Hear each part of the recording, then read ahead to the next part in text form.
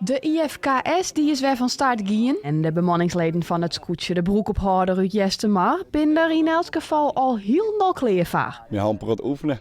We gaan prot op een zielboord zitten. We gaan even oefenen mij naar de Veenhoop best. En vervolgens naar Albufeira. Dus bier drinken ik wel. Dat is ik een groot doel voor we daar binnen. Want het is altijd hartstikke gezellig. Net alleen nog het bier drinken, maar ook met het scootje zielen gaan ze wel oefenen. Mij zien al het scootje op. Even de feeling weer krijgen.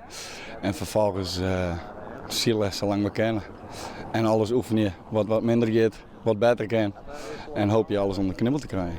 Hij er dan ook een beetje vertrouwen in dat het goed komt dit seizoen? We gaan nu een paar seizoen horen. En het wordt steeds beter. Iedereen krijgt er wat meer verstand van. En iedereen had volle meer het idee wat er dwaan had. Dus ik denk wel dat het betere resultaten oplevert dan vorig jaar. Op zich ben we de hele tijd wel middenmotor west, maar wie weet wordt we beter kennen. Dus wie zou zien dat dat lukt. Aan hun zelfpromotie zult in elk geval net lezen. Het scootje had haar eigen broek op haar bierke en zelfs een scootje lied.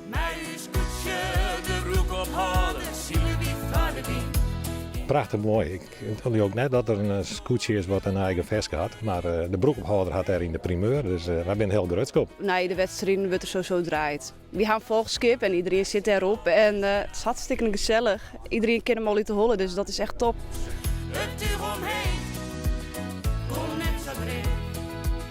Wie kan ervoor, zielen mij ook op. Het binnen natuurlijk grote kosten. Als het scootje in de vaart houden wordt en als het goed onderhouden wordt, dan praat het ook gauw 10.000 euro's. En dat moet toch opgehoest worden. Het zijn haast al je eerste maders die op dit scootje zitten. Het ben ik een soort vreun van elkaar. Maar het wil ik vanuit het dorp bij het stiepen om dit scootje in de veer te houden, om het samen te zeggen. En we proberen daar op alle mogelijke manieren om dat voor te lukken. Het scootjesielen is toch meer dan alleen nog scootjesielen. Zo'n bierke, dat kan alleen maar de stemming verhegen. Dat wordt alleen maar mooier op. Het vestje is natuurlijk ook hartstikke leuk bedacht om er nog meer show en sfeer te gaan. Dus ja, om toch eens kop wat omhoog te houden en iedereen eromheen ik word blij te meidje.